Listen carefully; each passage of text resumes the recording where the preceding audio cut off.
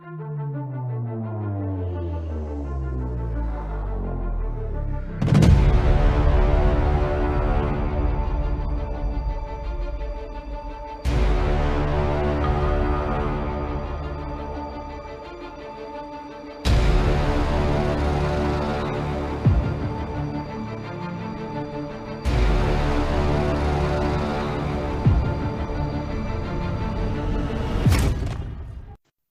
everyone, and welcome back to the latest episode of the Stephen King podcast. This is episode 114, and today we're going to be discussing the most recent adaptation of Firestarter. And to do that, I have with me my podcasting buddy and friend, Jess Jackson. How are you doing, Jesse? I am great, Lou. I am trying not to bleed from my eyes. And of course, I'm not trying to make you do anything. So maybe this will be okay. And you've got the heat covered because you're in Texas, and so it's always hot there. Absolutely, yes. All right. So Jesse's stepping in tonight. Karen was going to join me, but because there was a certain scene in the movie, she just cannot stomach that type of violence, and we'll get into that a little bit later. But yeah, so just in general, Jesse, because I think this is the first time you've been on the Stephen King podcast. Can you give me a little bit of background on your relationship with Mr. King?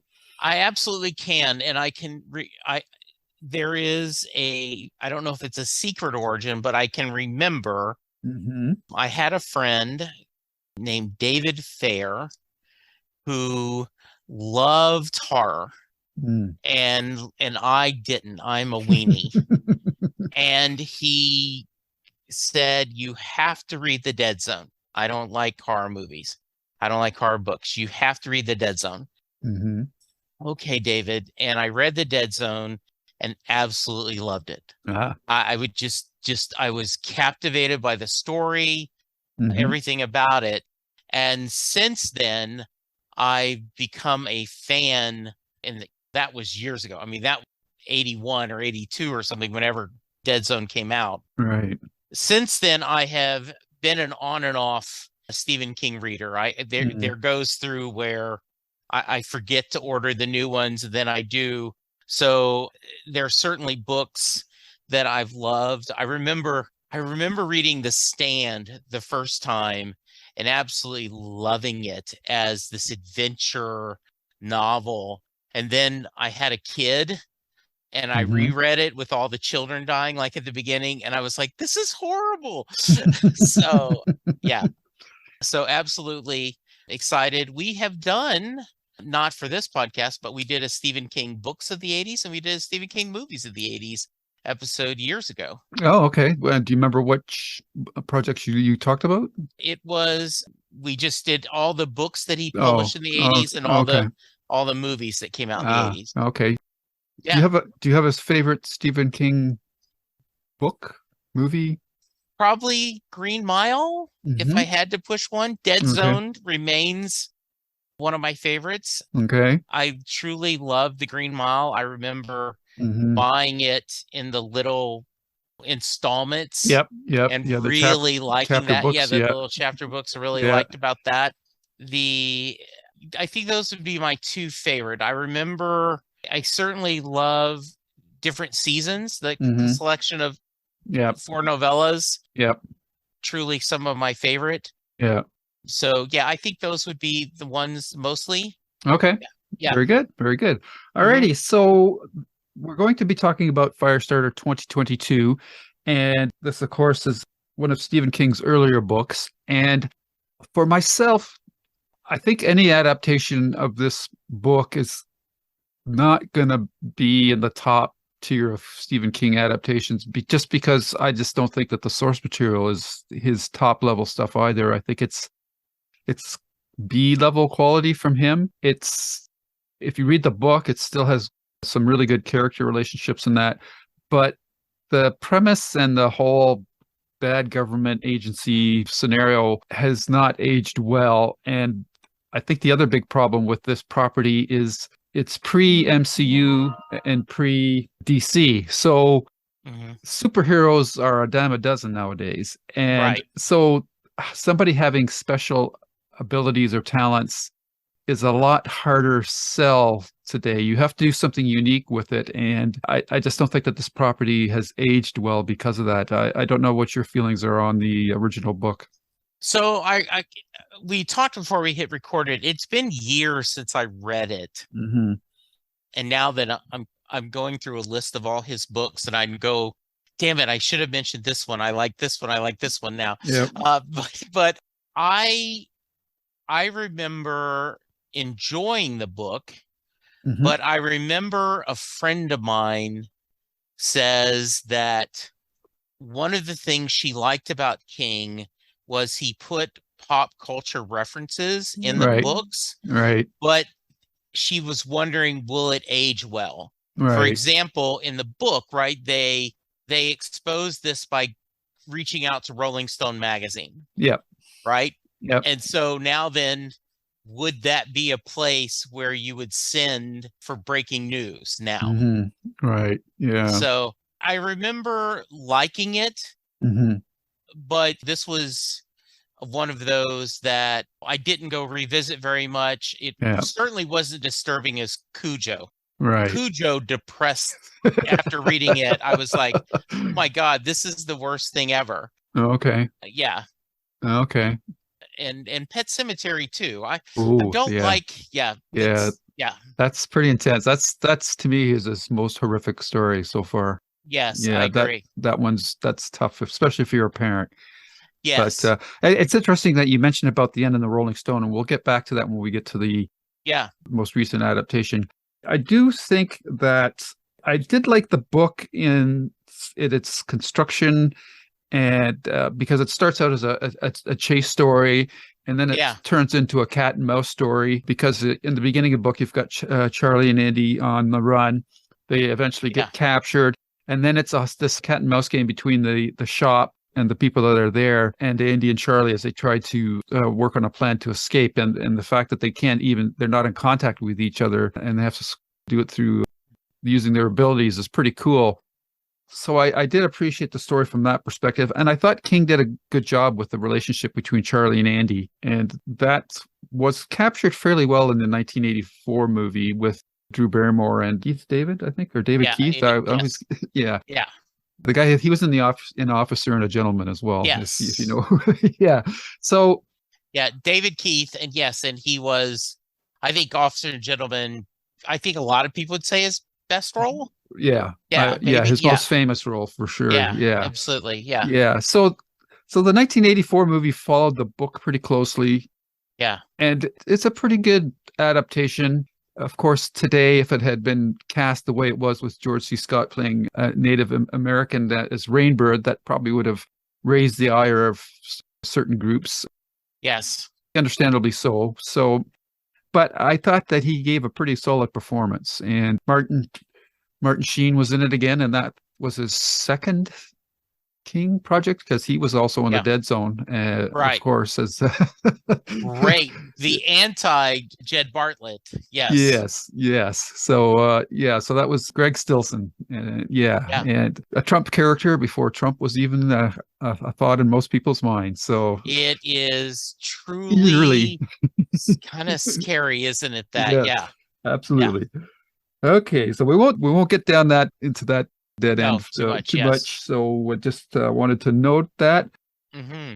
One of the weird things about that movie, and I don't know if you recall this, is the soundtrack was done by Tangerine Dream, and it's a very laid back, this past the doobie music, and I thought to myself, this just does not fit with this movie at all. Like, it's nice, it's where music you would listen to while you were doing homework or something like that, or just chilling, but it was like there was no tension in it. So I thought that was a really weird choice. I could never really understand that. And interestingly enough, for the new adaptation, the soundtrack was done in part by John Carpenter, the director, who was originally scheduled to direct the 1984 version of Firestarter, but his other movie that came out that year, or in 82, was The Thing. And that flopped at the box office big time. It was up against E.T., and it just got slaughtered, and he lost the gig because of that. And it's it's funny now because I think the thing has become considered a bit of a classic nowadays by Yeah, most people. absolutely. Yeah, it's in my top 10, and I Yeah. just love the practical effects in that movie. That movie is a real litmus test for your audience age, because if you're my age, like our age and older, you're going to buy those special effects. But I've shown it to my son, and he just laughs at it. And he says, "This all looks so fake," and it's just because they're so used to computer generated graphics now that they just can't look at practical stuff. But man, I tell you, some of that stuff in that movie was pretty fantastic.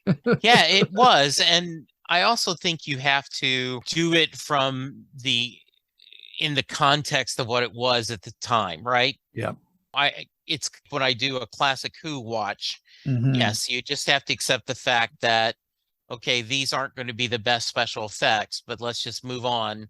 Because Yeah. if you're going to spend all your time complaining about that, just move on. Right. Yeah. Right. So we come to this version of the movie, and it was only released on streaming services. It never got a theatrical release. And having watched it, I can understand why. Because it's not per se, I think it's not a terrible movie. It's just not a very interesting movie. I just found the storyline did not develop the antagonism between the government and Andy and Charlie at all. So they were basically just stock characters with, you had no one feeling one way or the other. They're just, oh, these are bad guys. Okay, whatever. Mm-hmm. But it was interesting that I do think that actually the strong suit of the movie is the relationship between Zac Efron in a role that's quite different for him. To play a father, that's a first for him. And the young girl who played Charlie was Ryan Kira Armstrong. And I thought she was fantastic in the scenes that she had.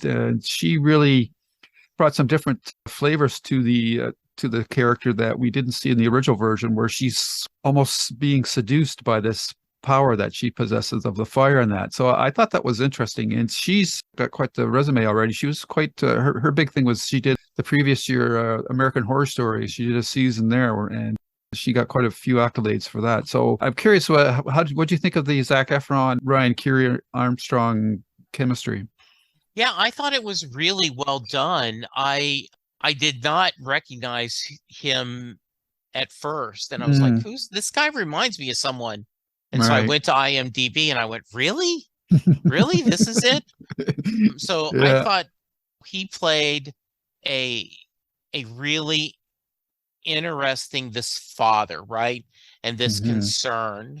And I agree that I would have enjoyed the movie a little more if we had just spent more time with Andy, Vicky, and Charlie. Yeah. Because that was what was interesting. This did, and we'll get to this a little bit later, right? But we have now seen tons of TV shows and tons of movies where, oh, someone has special ability and the military or government agency is trying to find you. Right. And you have to try to hide. Mm-hmm. And so it is, and I don't know if they put a unique twist on it. Yes, exactly. I think Yeah. that's the big problem. And I do just want to touch on the relationship with Charlie and Vicky, who's played by Sydney Lemon. I think in this version, she actually gets a lot more screen time than the 1984 version, where Vicky was played by Heather Locklear, right, from T.J. Hooker fame and so forth. So from a family perspective, I think the movie did a fairly good job. Like it put a fair good focus on them.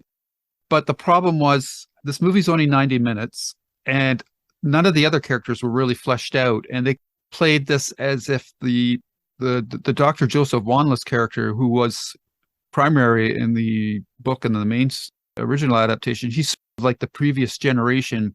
And Gloria Rubin, who we've seen in a lot of things as she plays the Captain Hollister role this time. So they didn't get enough time. Like I think the two of them had one scene. And then after that, she's just basically pushing the plot forward. She has no real scenes of interest. I mean, there's maybe one that she has with Andy, but it's pretty quick. And her purpose isn't really fleshed out as much in this version. So out of that 90 minutes, there should have been way more time given to build up, like with the shop or whatever I don't even think they called it the shop in this movie. It was DSI or some Department of Security or something like that. And Gloria Reuben is a good actress. Yep. And you could have, there was a little bit of that where right before, toward the end, when she's trying to talk to Charlie about I'm here to help you, there could have been, I know it's a cliche, but it's true. The villain is the hero of their own story. Yep. And so you need to build that, and you didn't have that added death. This is Ken Schaefer, one of my best friends, loves B movies. Oh, okay. Jeffrey Combs is one of his favorite actors, and this is a B movie with a little bit more and with a little more budget, but I don't know if they even tried to do something a little bit extra. Yeah. Because the whole idea, right, that they're supposed to be, the reason we can't look at the internet is they could find us. Well, wait a minute. I don't necessarily know. I guess if you create a bunch of online accounts, but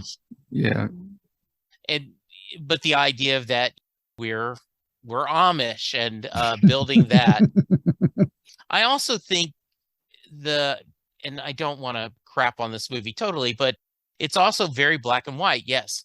Yes, Charlie is picked on by the mean boys. Yep. I mean, there's no depth or nuance in there. Yeah. And I think that's all, again, because of the runtime length. Yes. Ran into the same problem with the Dark Tower movie, which was 90 minutes for a movie that should have been 3 hours for all the mythology it had to introduce. This one is obviously much smaller, but an extra 20 minutes to flesh out these side characters so that the conflict at the end has some emotional weight to it would have been a lot better. Yeah. It cut back on one of the big things that I really liked about the original book and movie was the struggle that Charlie was having with using her powers, because she'd been trained or taught by her parents through her outer life that using the power was bad. And here that's resolved like on a dime. Like she basically says, oh, I actually like using it. And that's gone, well, then that takes all that tension away. So like, because if she likes to use it, then she gets control of it really quickly. So everything happens so fast that it doesn't have any time for any emotional nuances to build up again, storytelling nuances again as well. So from that perspective, it doesn't work either. Right, because you would think Vicky and Andy debating on Vicky's point is she needs to learn her powers. Yeah. She needs to get used to it. She needs to do this. You can't just suppress it. And he's like, no, we need to not load the gun, right? The gun needs to be in the safe and the ammunition needs to be in a different place. And once again, that's an interesting debate. That's an interesting thing. If you'd had some extra time working with that, could have been a really interesting story. Yeah. Right. Yeah. So the cost of the powers in this adaptation are pretty well lost. I mean, there's some physical implementations, like when Andy uses his power, his eyes start to bleed. Right. But that's it. I mean, and we've seen that in so many other horror movies now that it doesn't really, it's either that or a nosebleed. So it doesn't really register. Whereas in the book, there was this struggle with Andy to push somebody and not cause them to become psychotic or whatnot. And that's all lost here. Like you never really get into the people that he's pushing, right? And that was probably the more interesting part of his power, is what it was doing to the other people's minds and that. So I have a question for you, Lou. Sure. When you are at your kitchen and you look at the garbage disposal, do you think of Firestarter every once in a while? Every once in a while, yeah. I do. I had not thought about that till just that. And I remember that scene in the book. Yeah. Yes. So you don't know, right? And so you don't know, except it's making Andy sick. And you don't know, is he just kind of sort of sick or a little sick using this power? Yeah. Yeah. And that's a good point about the garbage disposal in the sink, because if there's one thing that King is, he's a noticer. So he notices or picks up on common fears of people. the Right. fear of a rabid dog or the dark or the Yeah. boogeyman under your bed. Or what I think everybody's who's got a garbage disposal can't help but think, what if somebody stuck their hand in there? And I think Right. that's a, like, parents with kids and that's like a common phobia. So Yeah. that little beat wasn't there. And the thing that disappointed me and perplexed me the most was what they did with the Rainbird character in this movie. They basically turned him into another super powered.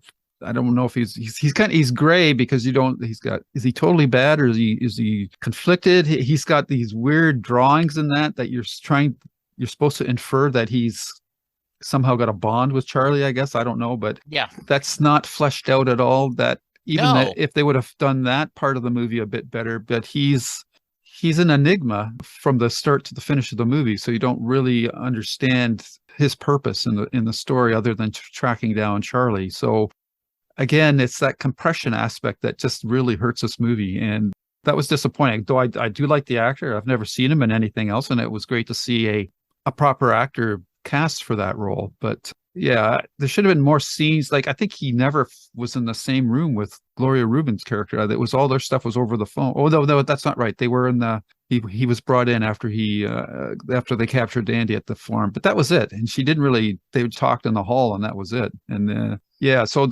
just you can't do 90-minute adaptations of books that are going to work. I find that unless it's a very quick paced thriller, and Stephen King doesn't write quick paced thrillers. You got to build up character. You've got to set up a foundation and make the audience empathize with these characters. And except for Andy and Charlie, which I didn't really empathize with them in the way that I was supposed to. I just thought that she was a good actor doing a good job. But from the point where Andy's captured and she's on the run, she just turned into a superhero, like literally. She just, and all the struggle was gone.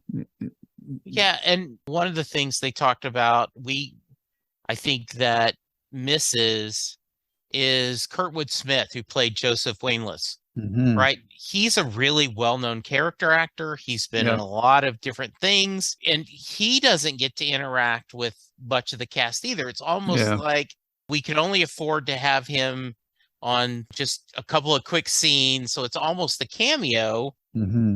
And once again, well, if we had fleshed in whatever this secret society is, you would have more connection with why are they doing this? What are they doing this? We got a very quick flashback that this happened while they were in college. Yep. And how it affected them. Mm-hmm. And your point of light is exactly where it's at. Yeah. Yeah. Mm-hmm. And the movie also commits one of the great sins that you just don't do in movies or TV shows is it showed the death of an animal. Yes. Specifically a domesticated animal, and that would be in this case a cat. So that is one of the reasons why Karen's not on tonight, because she's a cat lover and she just couldn't get past that scene. And I think that is a miscalculation. That's not a good way to show her learning how to use her powers. That was not. They did pay off a little bit. Yeah. When the guy drew a gun on her and she burned him. Yeah. And then she repeated what Andy had said, her dad had said. Yeah. They're suffering. You have to put them out of their misery. Yeah. But to make the movie work, you have to empathize with Charlie. Yeah. You have to worry about Charlie. And I do think it's interesting. This actress played almost, because she says, I like it. Mm-hmm. She was a little seduced with the power. Yeah. So once again, is this a Damien, or what was the recent story? I watched a little bit of it, but I ended up giving up, where the kid from outer space comes and ends up killing his parents. He's like an evil Superman. Yeah, I know. Yeah. I don't know the movie off the top of my head, but I know the one you're talking about. Yeah. And so, like, is obviously Charlie is our heroine, but at times there's this, I would have liked her to be a little more, in this case, not as gray, maybe. I could be pulling for her more. Yeah. her early reactions were like that of a girl, a young girl, but as the story progressed, she just turned into a robot, and Yes. any Yes. sort of nuance was lost. So Yeah. that's my big problem with that. And then you have this really weird ending where it's been set up throughout the movie that Rainbird killed her mother and she wants revenge. And yet at the end of the movie, she lets him live, which I just didn't understand. And he carries her away to I don't know what, to bring her up in the woods or something like that. I don't know. So I found that ending very dissatisfying. And I was thinking about what you said, like with the Rolling Stone, like in the novel, she went to the Rolling Stone to report it. I would see her, maybe she went to on the Joe Rogan show or the Yeah. or what's the other guy, the big, he's been on the radio for years. Geez, I'm forgetting his name right now. Ah, what's that guy's name? Howard Stern. Howard Stern. Yeah, like something Yeah. like that. Yeah. That would have worked. But that ending was just okay. So what? You're setting this up for a sequel or like what? It just felt very, I don't know, unsatisfying. I did not understand the ending No. at all. I was, because, my thought was, and one of the, I am very, very, I like happy endings. Mm-hmm. I like the good guy to win, the bad guy to lose. Yeah. Everyone lives happily ever after, right? Right. So I'm trying to think of what is winning for Charlie. Right. What is going to be this? Where does she end up? Mm-hmm. And the road to perdition, right? They set up that Tom Hanks's son ends up going back to this family that had taken care of them. Right. So he had somewhere to go. Charlie has nowhere to go. She has no family. Mm-hmm. And the guy who killed her mother is supposed to be the one that takes care of her. Yeah. And she says, well, they were controlling you too. Mm-hmm. Okay, that's, I guess that's Yeah. awful sweet of you to give. Yeah. I don't, it wasn't a very satisfying ending to me at all. Yeah. And I'm glad you said the same thing. Yeah. So it's like, Because she's still a kid. Like this yeah, person killed her mother. Like she doesn't have that emotional range or depth or maturity to. This is the bad guy. These are all bad people. So why would she let herself go with him? Yeah. I think they tried to finagle that with his early scenes where he's got all these weird posters, and then it almost seems like he's got a connection to Charlie. So I I found that very unsatisfactory. And then the other thing that really hurts this movie is, again, it's the Marvel DC influences. But if you're going to do a story about characters with superpowers, then you've got to do some pretty special shots with their superpowers too, to impress audiences. Like you can't just show a couple of flamethrower spurts and expect us to be like, ooh, this is really impressive or anything like that. So it was really done on the cheap, is a feeling I got from it. And that's just not going to work. I mean, if you look at something like, could you imagine if this approach had been taken with the Sandman on Netflix or something like that? It would have been brutal. It would have been brutal. And that's, I think, part of the problem with this genre for horror movies is that studios get very used to producing these movies on the cheap and hoping for a big return, because it generally you can make a decent return on a $20 million horror movie. But if you connect, they were talking this morning on one of the sports stations I was talking about, and there's IAL, image and likeness, is the US where college students can now get paid money, right, for their image and likeness. Oh, okay. And so this is the newest, the NCAA, which runs college football.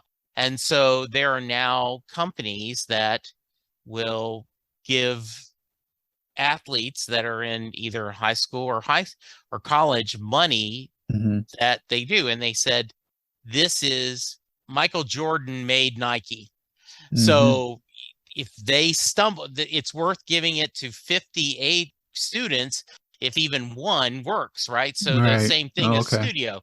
You can do over 50 cheap horror films, but if I get one that catches lightning in a bottle, I can make up a lot of money. All of this can be done, it can be wiped away if you have a better script and you go more character development. Yeah.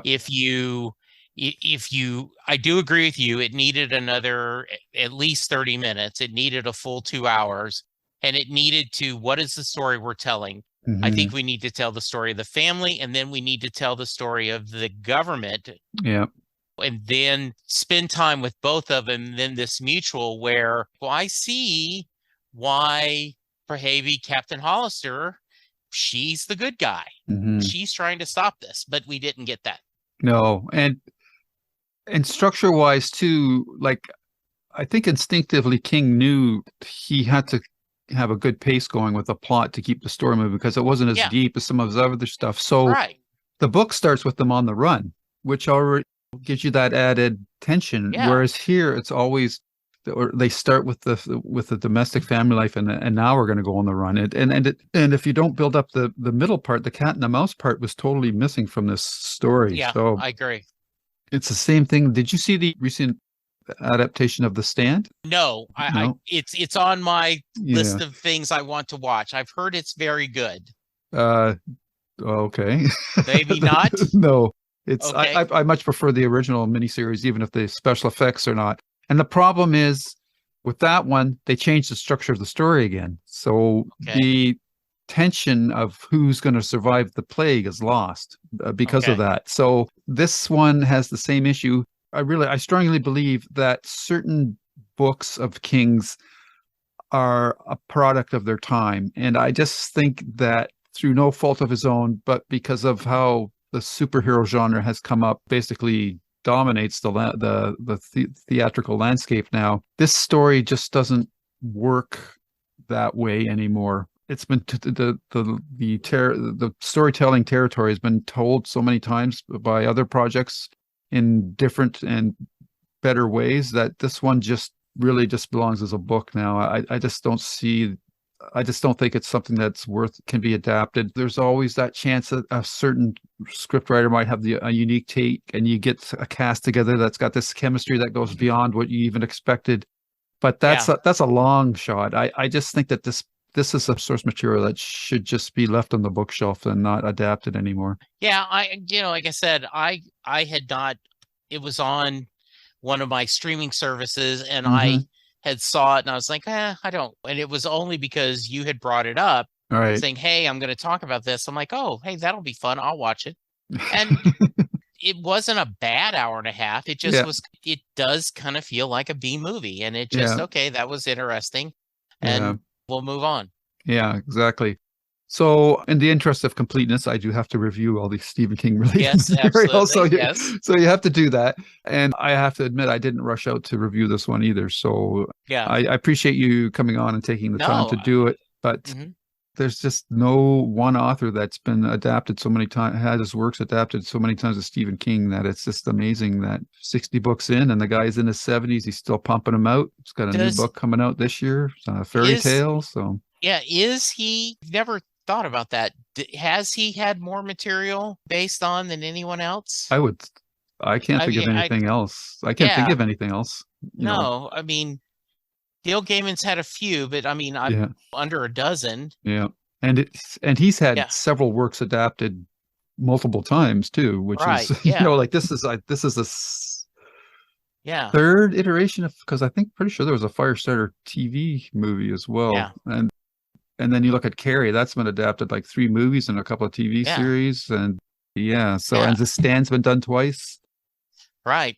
So he's had a lot of stuff done multiple times, but it's interesting to see different takes though, but it's just it circles back to me, and you've mentioned it already, is like the technology and is there to do pretty well anything we can imagine if you want to spend the money. Obviously, in this case, they didn't do that. And I'm continually impressed by how many good actors there are out there. Like when people get excited about, let's do pretend casting or perfect casting for this project, I'm blasé about it, because I go, you can probably cast 15, 20 different people for the same role and you're still going to get a good result.